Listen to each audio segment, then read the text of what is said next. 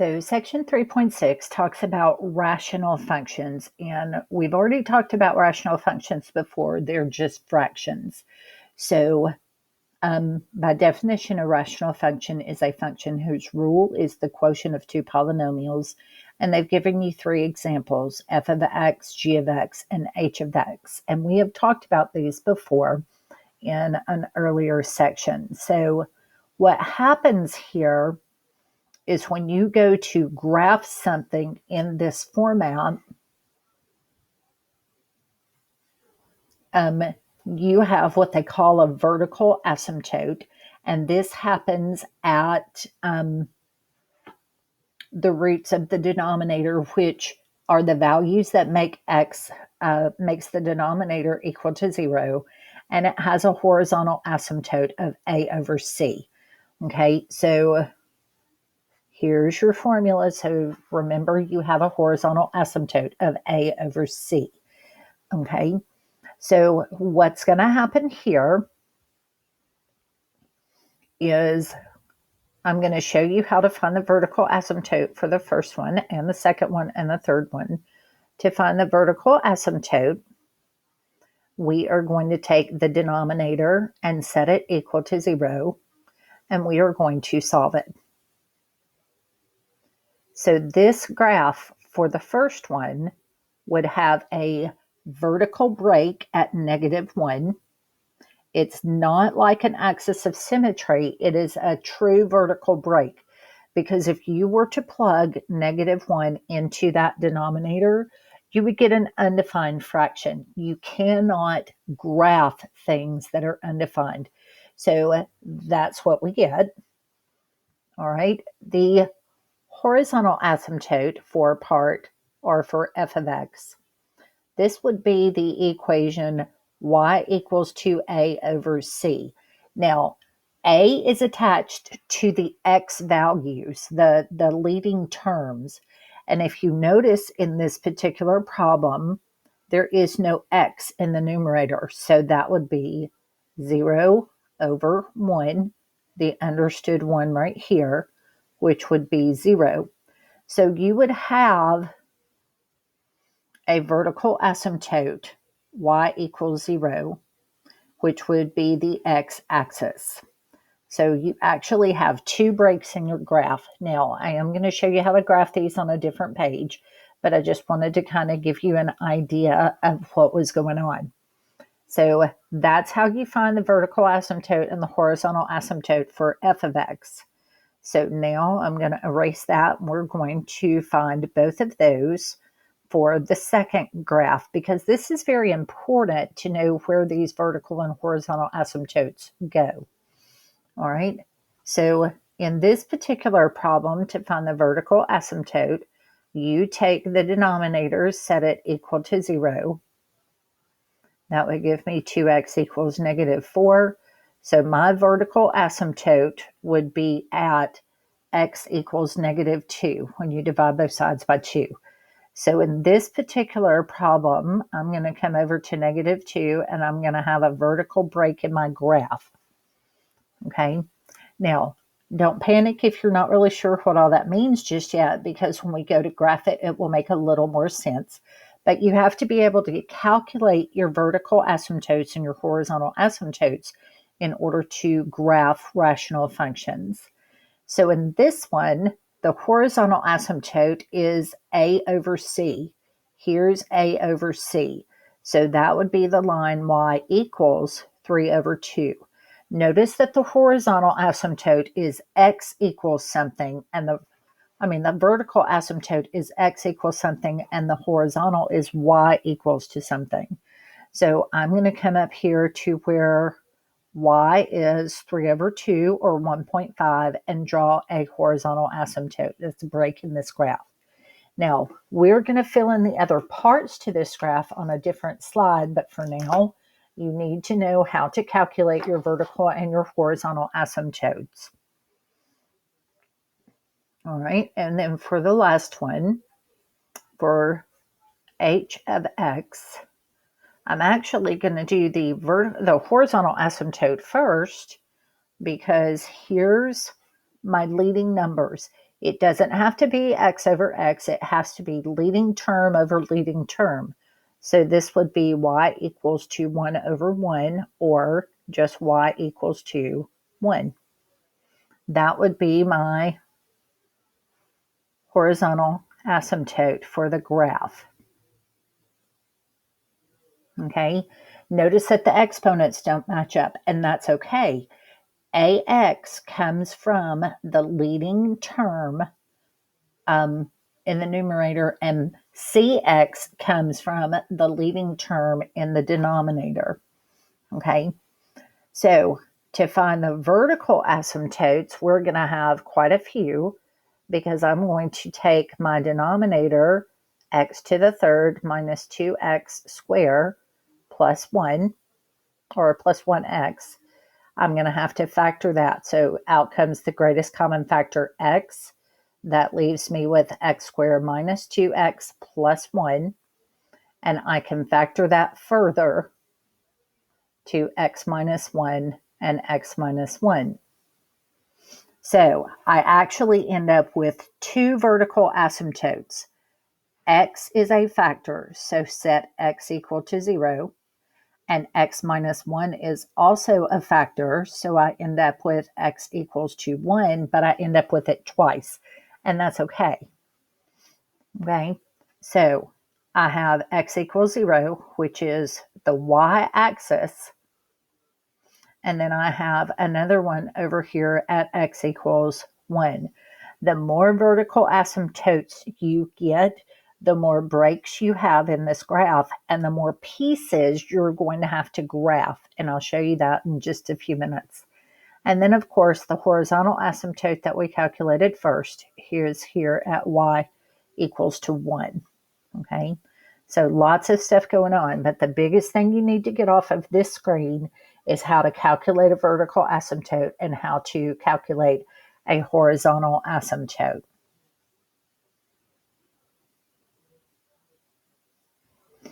Okay, so now they want us to actually come back and graph that first example. Okay, so first thing we're going to do is we're going to state that our vertical asymptote was x equals to negative 1, and that our horizontal asymptote, go back in your notes, was y equals to 0. So my vertical asymptote is at negative 1. So that means there is going to be a break in the graph, and my horizontal asymptote is at y equals 0, which would be the x-axis. Okay, now that splits this graph into 4 different areas.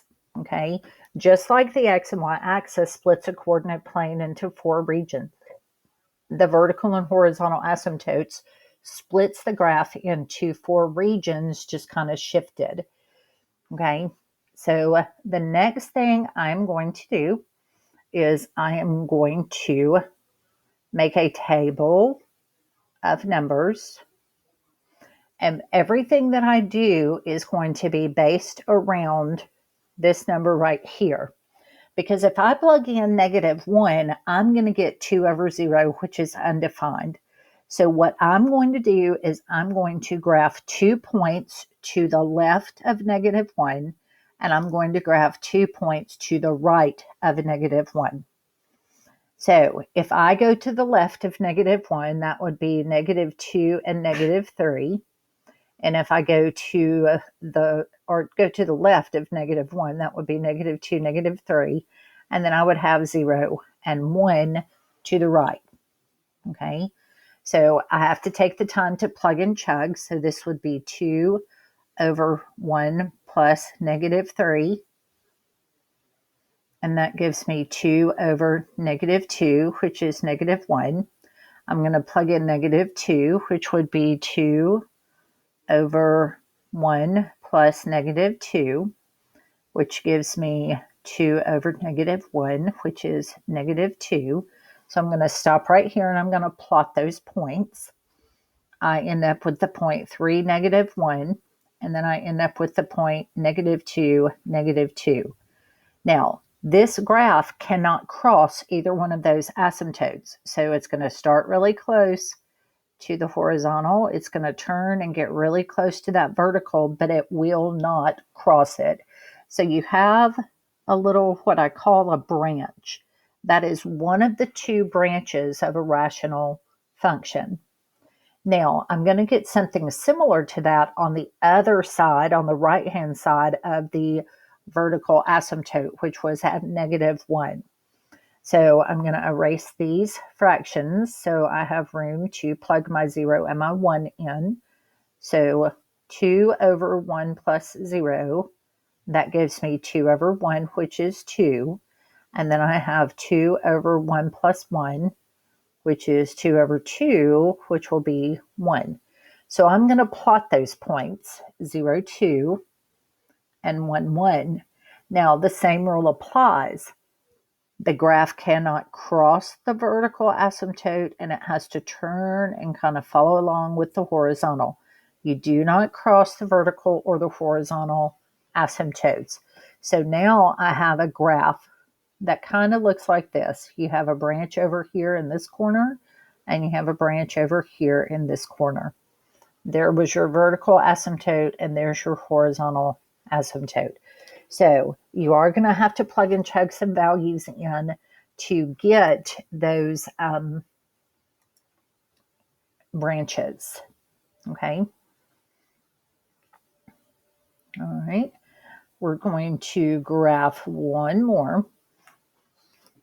Now, I believe this was our second equation up here. So correct me if I'm wrong. We had a vertical asymptote at x equals to -2 and a horizontal asymptote at y equals to 3 over 2 or 1.5. So I'm going to put those two things on my graph. So at -2, x equals -2, I have a break in my graph because if you plug -2 into that denominator, it will become undefined. It will become a 0 and the fraction is undefined. And then I have y equals to 3 over 2 or 1.5.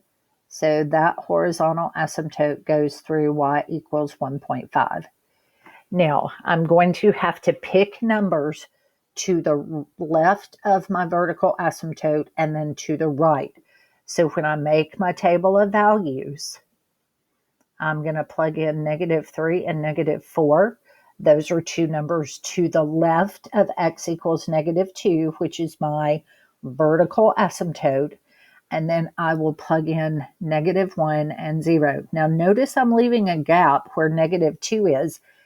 And I do that on purpose to make sure that I can see those numbers, 2 to the left and 2 to the right.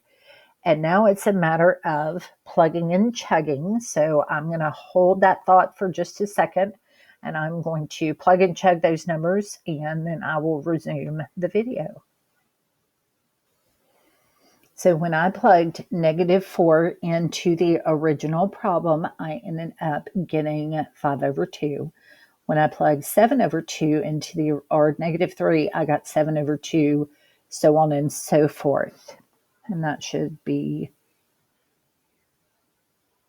hold that thought for just a second. All right, so now I'm going to plot my points. When I go over to -4, 5 over 2 is the same as 2.5. Then I'm going to go over to -3 and go up 7 over 2, which is 3.5. And so I cannot cross either one of those asymptotes.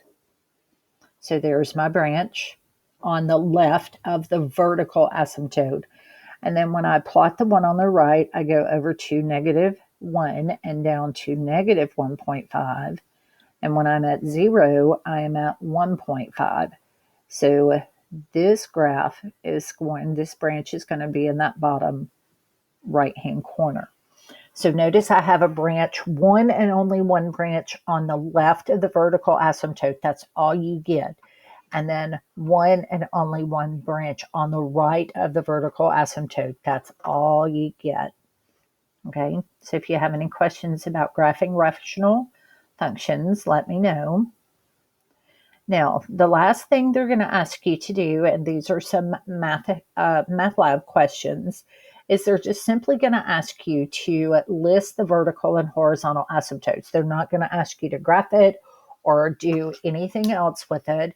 So one of the things that we're going to do is we're going to find the vertical asymptote. And remember, that means you take the denominator, set it to 0, and solve it. So x equals to -5. That's the vertical asymptote for A.